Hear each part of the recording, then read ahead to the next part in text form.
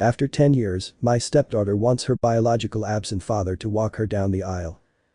I feel betrayed by this, they won't even allow me to add my guests to the wedding. My stepdaughter wants her real dad to give her away.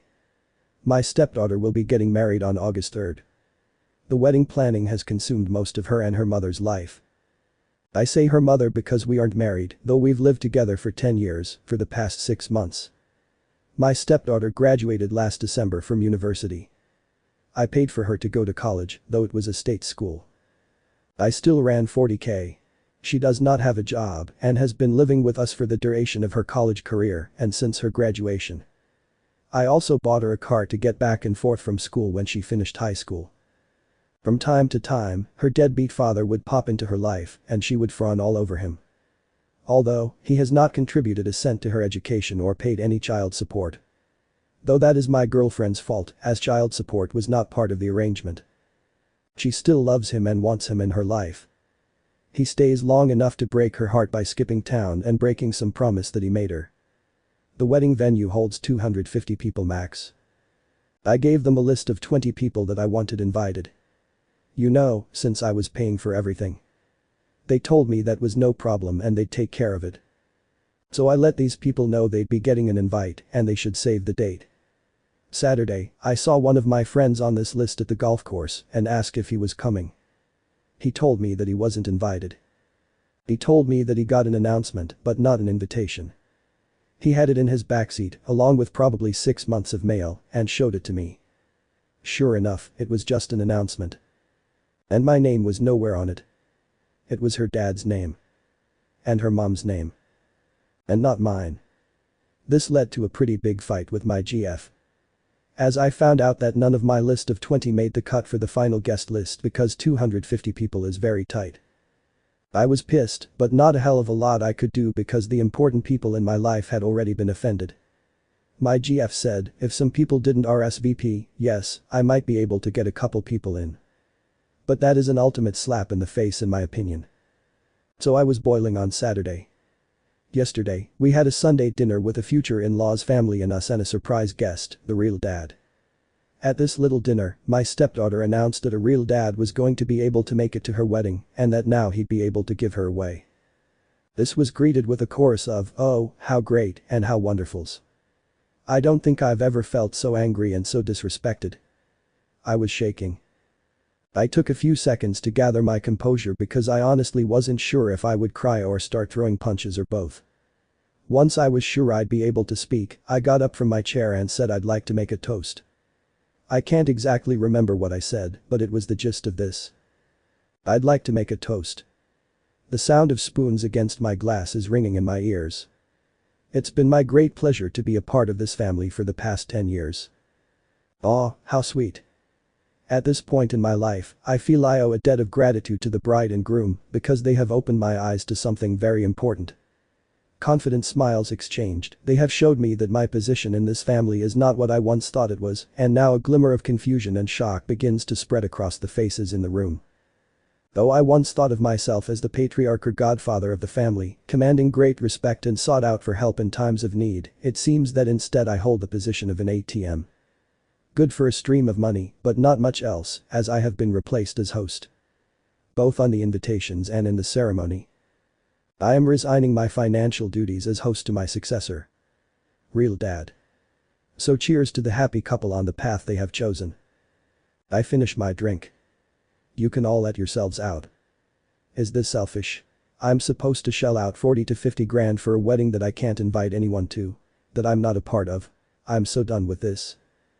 I'm done with my stepdaughter. I'm done with my GF. I transferred the money out of our joint account last night. She has not had a job since she moved in with me. This morning I called all the vendors I had written checks to for deposits to refund my money. At present, it looks like I'll lose around $1,500 for the venue. But the other vendors have been great about refunding. I hate to say it, but I seriously doubt that OP was that well spoken in that moment. It sounded like he was absolutely fuming and barely had control over his own emotions at the time, so I doubt he'd be able to word something that well. But that's not why we're here. This situation is still very unfair. I do think it's pretty ridiculous how OP's GF and stepdaughter expect him to pay all this money while not being able to really have any concessions of his own.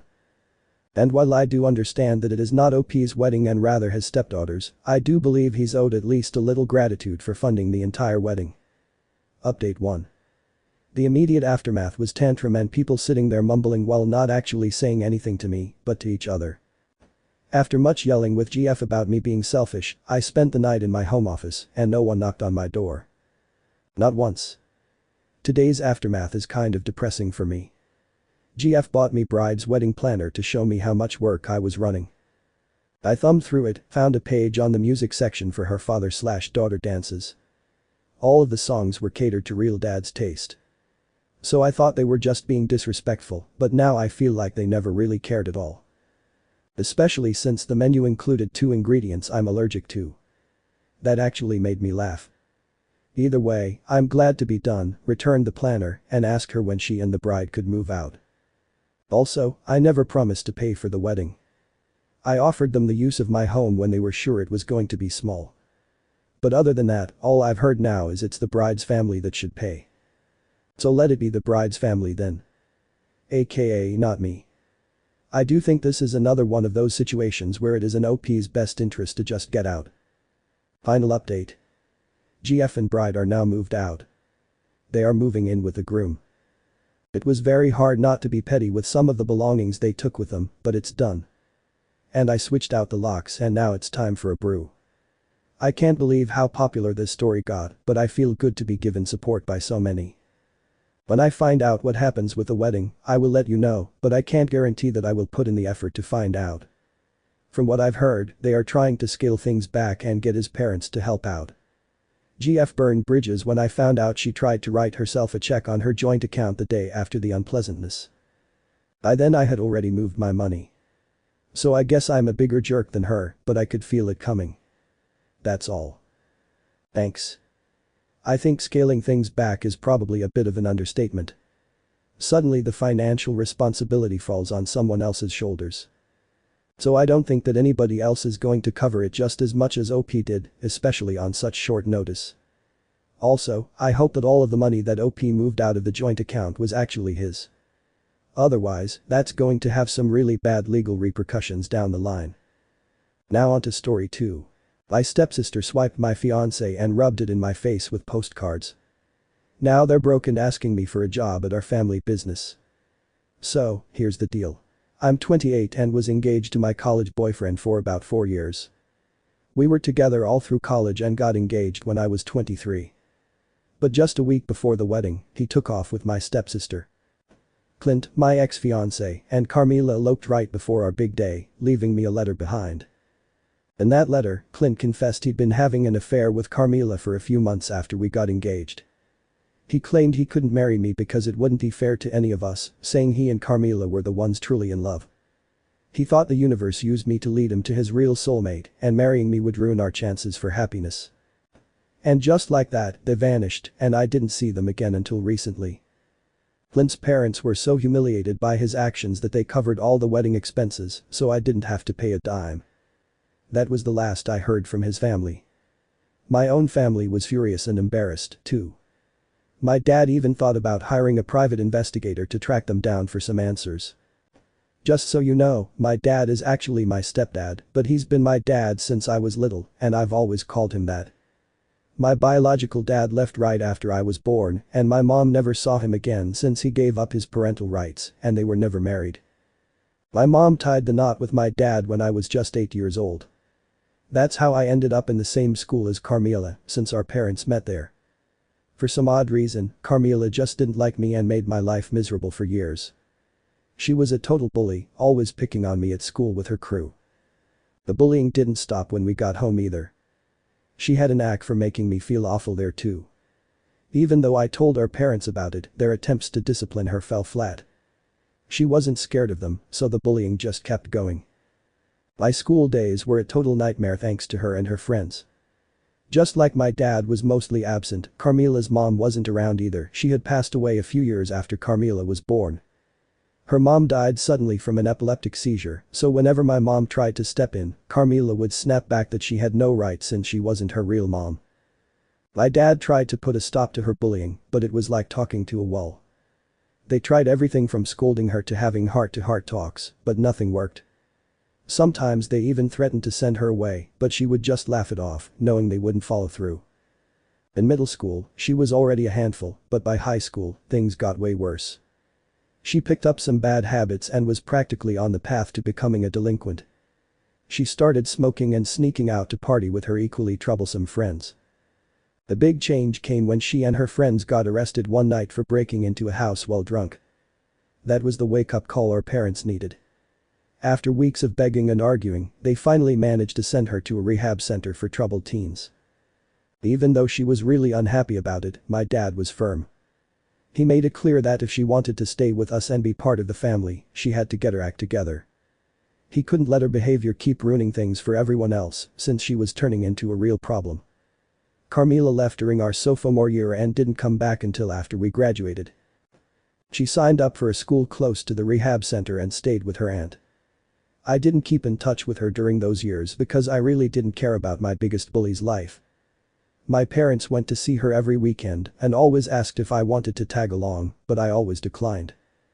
After she left, her friends stopped talking to me, which actually made my high school life a lot better since I wasn't dealing with constant bullying anymore.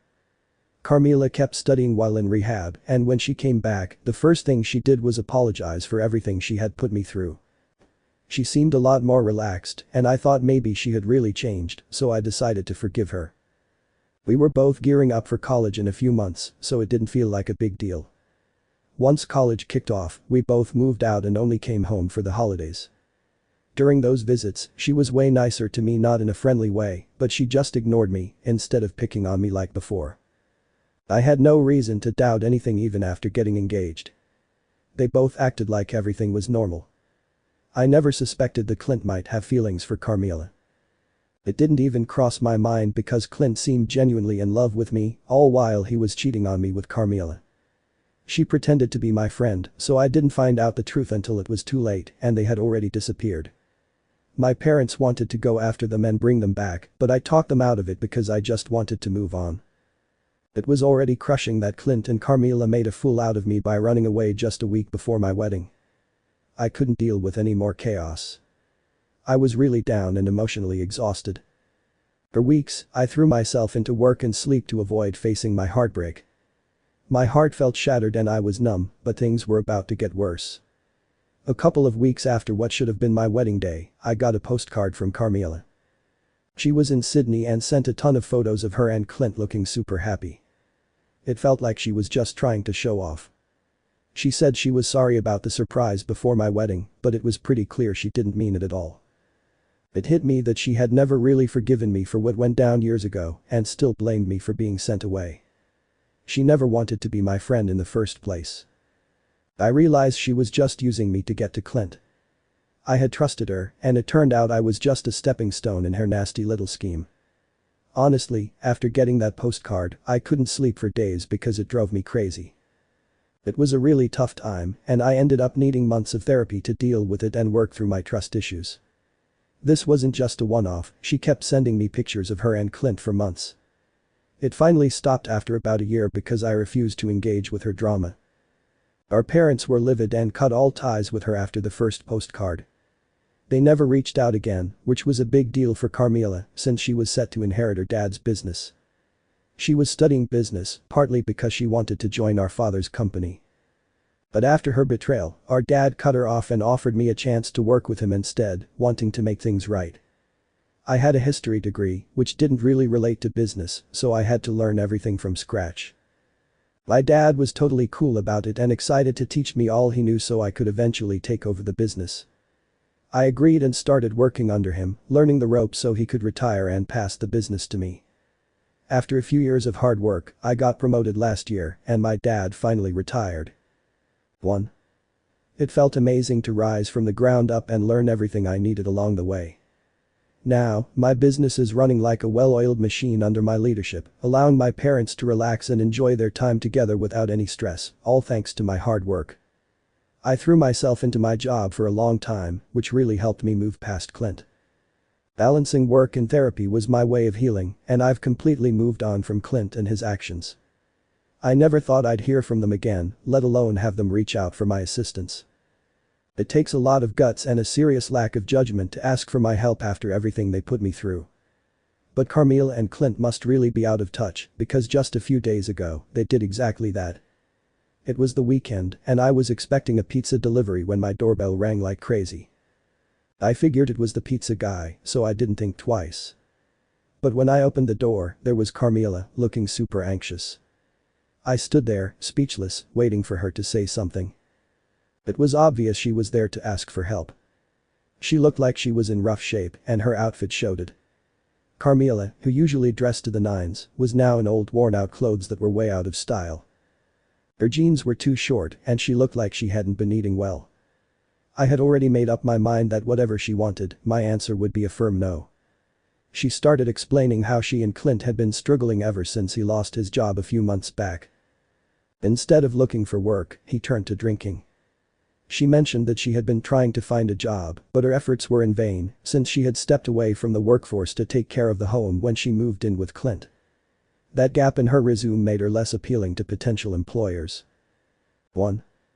Carmela had heard from family that Dad had retired and passed the business to me, so she decided to come and ask if I'd consider hiring Clint. She confessed she hadn't talked to our parents yet and came straight to me because she thought I was soft-hearted and felt guilty about her past betrayal, believing I wouldn't turn her down. When she asked for my help, her sense of entitlement was so ridiculous that I couldn't help but laugh and told her to look for a job elsewhere, since I don't hire cheaters. After that, I closed the door on her and headed back to the living room, ready to call the cops if she didn't leave soon. Luckily, she took off that day, but she hasn't stopped pestering me since. After her visit, I called our parents to fill them in. They mentioned they'd heard from neighbors that Carmela was back in town without Clint but hadn't said anything. In our small town, gossip spreads quickly, so we soon learned that she'd been around for about a week, crashing with an old high school friend. It was probably this friend who spilled the beans about where I lived and that I had taken over the business she thought should have been hers. She was really playing that angle. A few days after her visit, she went to our parents to whine about how cold-hearted I was. She thought they'd take her side, thinking she had the upper hand by acting like the victim, but she was mistaken. Dad told her that the business was mine to manage and that I could make my own choices. He wasn't going to step in. Mom reminded her that she had betrayed me by running off with my fiancé after pretending to be my friend for years, so she was getting what she deserved. Carmela had lost any right to ask for help from us, especially after sending me those postcards just to mess with me. She tried to justify herself, saying it was all in the past and she had changed, but my parents told her to leave, wanting nothing to do with her anymore. She threw a fit, accusing them of always favoring me and treating me like the golden child while ignoring her. My dad said he had been more understanding of her behavior than most parents would be, but she still insisted it didn't change anything. I ended up with everything she was meant to have, including the business I was showing off. She argued it wasn't her fault that Clint chose her over me, yet she felt like she was being punished for it. She claimed the postcards she sent were genuine apologies, not just ways to get under my skin. Honestly, I can't stop thinking about what she said since my dad mentioned it. Sure, she was supposed to inherit the business and be in my shoes, but that was her own doing, not mine. I never asked my dad to cut her out and hand me the business, he made the choice himself. It feels unfair for her to put the blame on me. She also called me the golden child, which isn't accurate, but I get why she might feel that way. She thinks she was sent away because I complained about her bullying. It's a huge deal for a parent to make that decision, and I know it was tough for my dad. But again, that's not on me. If he hadn't stepped in, Carmela could have ended up in even worse trouble given the direction she was heading. I also doubt her postcards were sincere apologies, she was probably just trying to mask her true intentions. I do feel bad for her since her husband turned out to be a total flop and now she's stuck bailing him out. She even came to me for help, which must have been really hard for her. I regret how I treated her in the past. I have everything now and she has nothing, so I can't help but feel sorry for her. That's just who I am. Plus, it's been a while and I'm over holding on to this grudge. But I don't want to help her out. I can feel sympathy, but I'm not looking to hire them or give them cash. I think it's enough that I even feel bad for her after all the stuff she put me through, which is more than most people would do. I only feel bad for her now because this business was meant to be hers. Now that I've got the upper hand, it feels like I'm getting back at her, and honestly, it doesn't sit right with me. Maybe it's because of her comments about me being the golden child, or maybe I'm just dealing with some imposter syndrome, but I'm feeling pretty conflicted about this. So, am I the bad guy for not hiring my ex-fiancé, who ran off with my stepsister, especially now that they're struggling financially? I'm really confused, and the feedback I've gotten hasn't helped much. Some people think I did the right thing by saying no, while others say I've always been the favorite, which made Carmilla act out. That wasn't exactly the clarity I was looking for. I decided to reach out to my parents since I usually turn to them for advice when I'm in a bind. They reassured me that I shouldn't feel sorry for Carmilla. They pointed out that everyone had tried to help her improve, but if she wasn't willing to change, there wasn't much we could do. My dad even mentioned that he would have let her take over the business if she had just acted right and been a good daughter, but she messed that up and embarrassed the family. With that in mind, she can't expect to be part of the family or take over anything anymore. Talking to my parents really lifted my spirits. So, I'm going to try to stop feeling guilty about things I didn't do. Update. It's been about a week since Carmilla showed up at my place and visited my parents. We hadn't heard from her, and I thought maybe she went back to Clint, but then she showed up at my job today and made a huge scene. It was a nightmare when she just strolled in, totally familiar with the place from her childhood, and easily slipped past security. She stood right outside my office, yelling that I had stolen the business from her by acting like the perfect daughter to her parents and constantly trying to win their favor. She accused me of lying about her bullying me when we were kids and said I manipulated our dad into sending her to rehab just to secure my spot as the favorite child. She insisted that the business was meant for her, but I was keeping her out of it because I was jealous that Clint picked her over me, unlike our parents who always seemed to prefer me. She claimed I had lost my mind from being ignored and had turned our parents against her. When I heard the ruckus, I called security and went to check it out. I tried to get her to quiet down, but she kept going for a few more minutes until security finally kicked her out. I called my dad before reaching out to the police to get his take on it, and he was furious. He told me to go ahead and call the cops. Fortunately, when the police showed up, she was still hanging around, probably waiting for me to leave so she could confront me again or maybe even get physical. The police took her away and charged her with trespassing and disturbing the peace. Those are minor charges, so she might just end up with a fine or community service, but it'll still be on her record, which isn't great. I updated my dad about the charges and her arrest, expecting him to be upset, but he just seemed fed up and said he was tired of her drama. I feel for him because it must be tough having a daughter like Carmilla and getting blamed for all her problems, even though it's usually her own doing. Honestly, we've all been really patient. So, here's the scoop. I think Carmilla has headed back to Sydney since we haven't heard from her in a few days, which is pretty out of character. We thought she'd be more vocal after her arrest. My dad did some digging and found out that a few folks spotted her making her way to the airport, so it looks like she's officially left. Honestly, it's such a relief that she's gone. I was really anxious she might pull something crazy just to grab our attention, and that's never a good thing. I'm not sure what her next move is regarding Clint, though. It seems pretty unlikely she'll get any help after everything that's happened. I just hope she figures something out and gets her life back on track, not because I care, but because if she doesn't, she might just come back here with Clint and start causing trouble again, and I really don't want that. So, I'm genuinely hoping and praying that either she or Clint can land a job and take care of themselves. For now, at least, I can enjoy a couple of weeks of peace without hearing from her, and I really think this nightmare might finally be over. Thanks for tuning in. If you haven't subscribed yet, make sure to do that and hit the notification bell to keep up with more wild real-life stories around you.